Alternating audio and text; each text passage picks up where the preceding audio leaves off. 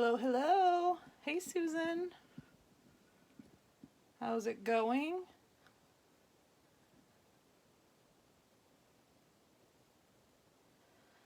How's everybody doing? Karen, hello.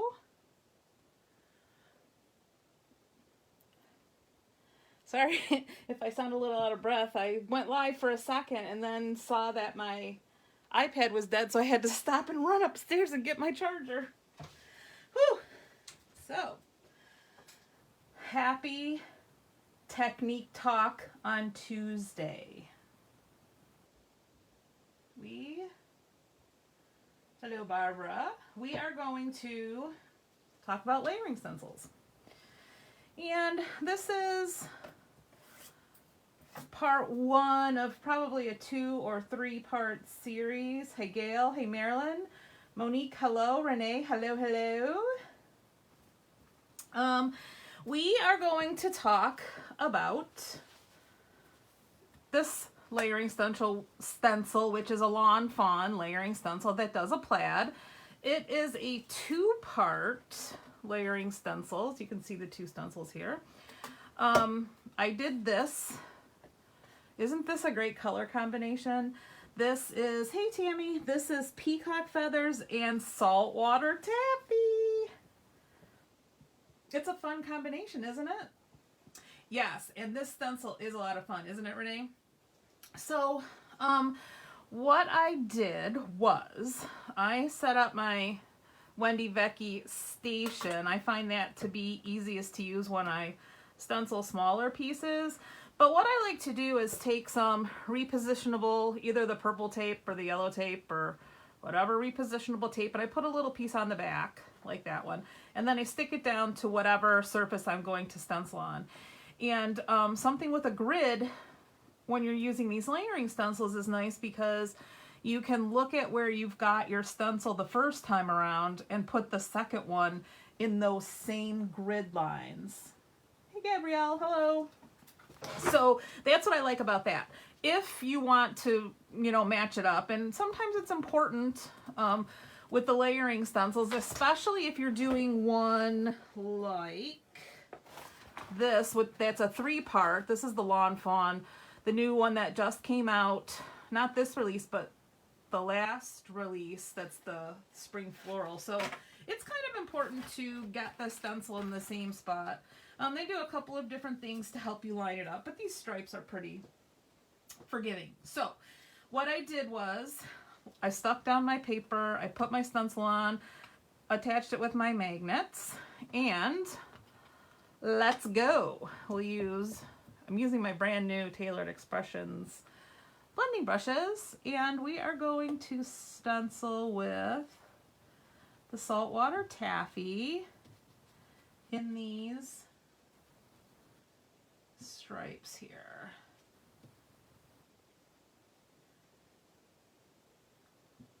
I'm not as used to stenciling with the brushes as I am with the ink blending tool, so this is good practice for me as well. I probably should have taped my station down on my glass mat. It moves around a little bit. All right.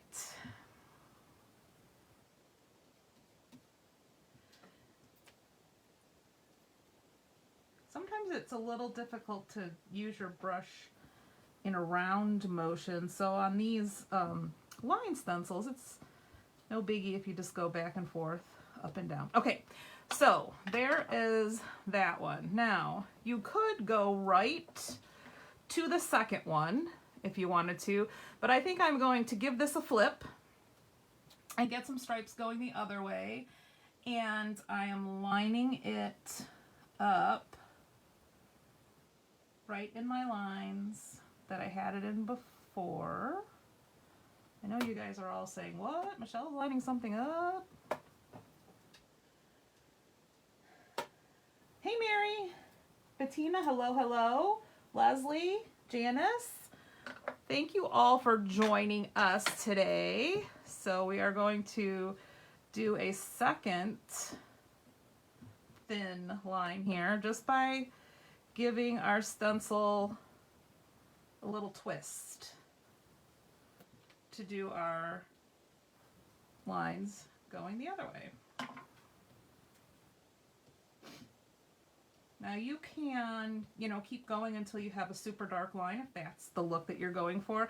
I kind of like the contrast of light and dark in my blending, so, and as a lot of you know, I'm not that picky. So we'll get some color down also for the sake of time. Get that little corner over there. Okay. And ta-da! That is the first one with the thin lines. So then we shall take the other stencil, and another thing to note is that when you're starting, I always start with the etching of the company. This says Lawn Fawn on facing up and on the bottom. So we'll put that right here because that's where we started with the first one. Put our magnets down. All right, and this we're going to use the Peacock Feathers.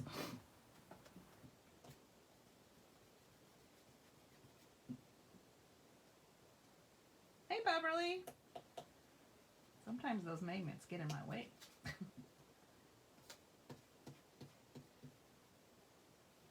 Anybody have any questions?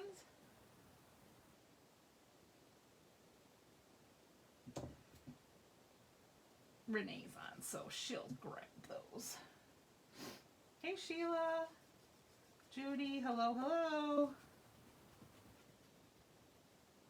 This stencil's a little bit more open, so I also like to hold on to it with my fingers just because when they're a little open like this, these stripes tend to slide around a little bit. And I'm not very light-handed, so there's that too.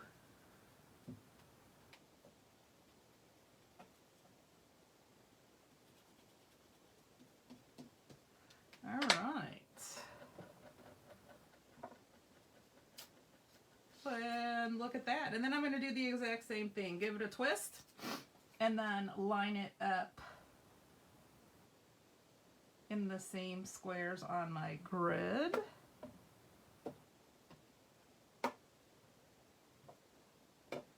My magnets on there and blend it this way. Lately, I've really been loving plaid, so I'm gonna have to get this stencil out more often. Get some plaid backgrounds down. You can do this on any paper, cardstock, Nana, the heavy stock, the Tim Holtz heavy stock. This particular paper that I'm using is just watercolor because, well, it's what I had right over here that I could grab. So that's what I'm using. This is just watercolor paper, but when you're just ink blending and not doing any kind of a wet technique, you can ink blend on pretty much any paper. Now, the brush or the blender is gonna move differently on different papers, so keep that in mind. All right, and the big reveal, are you guys ready?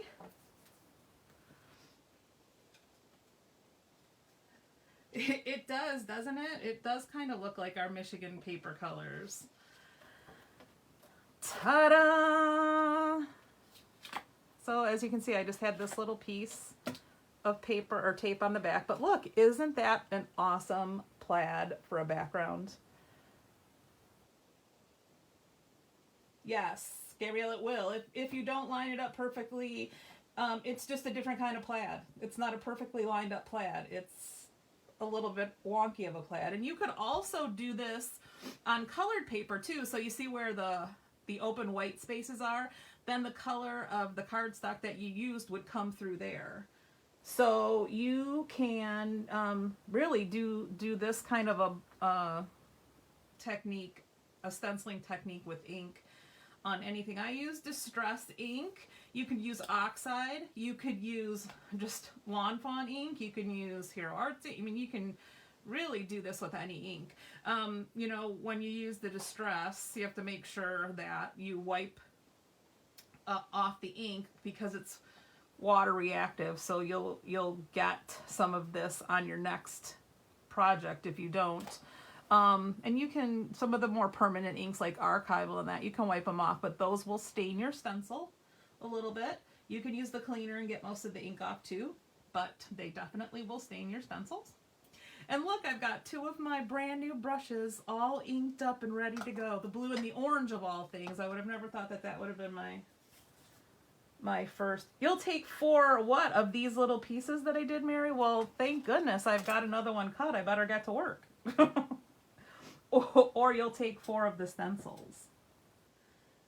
I'm gonna trick you. Okay, so any questions? Just so many possibilities with just changing up the color of the ink. You could do tone on tone too, like if you used a green piece of paper and you could use 2 different colors of green for your plaid. I mean, there really are just so many opportunities for a beautiful background. So yeah. So join us next Tuesday. We'll be doing some fun things with stamping and stencils. So we'll see you then. Thanks for joining us. You can catch the replay if you missed or want to watch again on our Facebook page or on our YouTube channel. Scrappy Chic Livonia is our YouTube channels. Alrighty. Thanks, everybody.